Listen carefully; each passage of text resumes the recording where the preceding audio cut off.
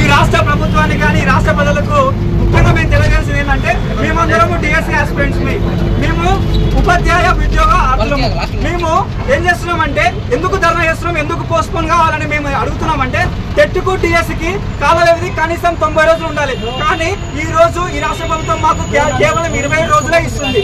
దీనికి కారణం ఏంటంటే మేము ఈ ప్రభుత్వం రాకముందుకు అంటే రేవంత్ ప్రభుత్వం రాకముందుకు టీఆర్ఎస్ గవర్నమెంట్ ఉన్నప్పుడు టీచర్ పోస్టుల కోసం కొట్లాడితే ఈ గౌరవనీయులైన కోదండరాం సార్ గారు, గౌరవనీయులైన రియాజ్ సార్ గారు, గౌరవనీయులైన దయాకర్ అన్న, గౌరవనీయులైన పల్మూరు వెంకట్ గారు, గౌరవనీయులైన హర్షవర్ధన్ అన్న వీళ్ళందరూ మా వద్దకు వచ్చి మీరు ఓట్లు అడగలేదా చెప్పండి అన్న.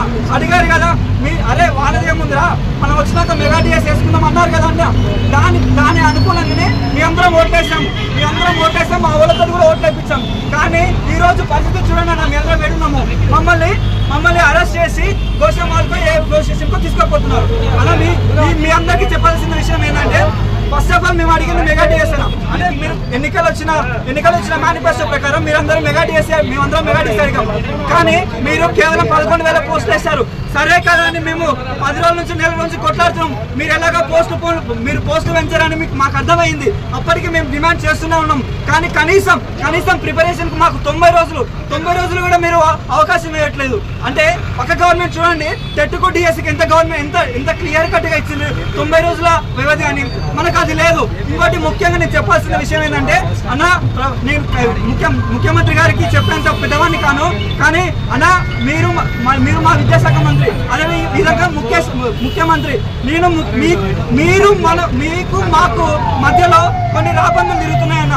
నేను ఎందుకు ఈ మాట చెప్తున్నా అంటే ఈ రాష్ట్రం మొత్తంలో అందరు పాజిటివ్ గానే ఉన్నారు పోస్ట్పోన్ కి. కానీ కొంతమంది ఒక 4 వ్యక్తులు మాత్రం ఎందుకు మాపై కక్ష కట్టారు చెప్పండి. మీకేమైనా మీ యొక్క తరపున సంఘాల తరపున మీకు ముడుపులు అందాయా?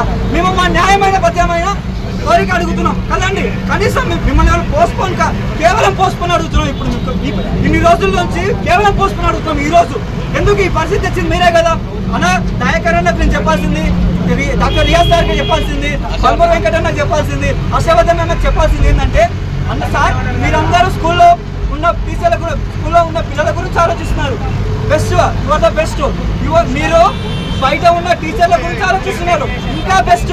కానీ నిరుద్యోగుల గురించి ఎవరు ఆలోచిస్తారు చెప్పండి అన్న, చెప్పండి మీరే చెప్పండి. నిరుద్యోగుల గురించి ఎవరు ఆలోచిస్తారు?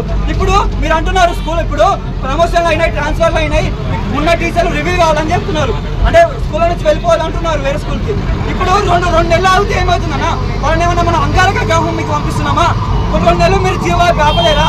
కాబట్టి మేము ఈ మీడియా సమక్షం ముందుగా మేము చెప్పాల్సింది ఏంటంటే ఈ 4 వ్యక్తులు దయచేసి మా 3 లక్షల మంది మీ ఇంటికి వచ్చి మీ కాళ్ళు మొక్కుతాం. కానీ మాకు అడ్డుపడకండి. మేము మా ముఖ్యమంత్రి, మా విద్యాశాఖ మంత్రి, మా విద్యాధికారులు మాట్లాడుకుంటాం. మరీ చెప్తున్నాను, దయచేసి మాకు సపోర్ట్ చేయండి. మాకు కేవలం టెట్ రిజల్ట్స్ నుంచి డిఎస్ ఎగ్జామ్స్ కు 90 రోజుల గడువు ఖచ్చితంగా మీరు ఇవ్వాలి. అంటే దాదాపుగా 2 నెలలు మీరు ఇప్పుడు ప్రస్తుతం పోస్ట్పోన్ చేయాల్సింది. ఈ రిక్వెస్ట్ రాష్ట్రానికి సంబంధించిన డిఎస్ తరపు నుంచి నేను అడుగుతున్నాను సార్, దయచేసి పోస్ట్పోన్ చేయండి.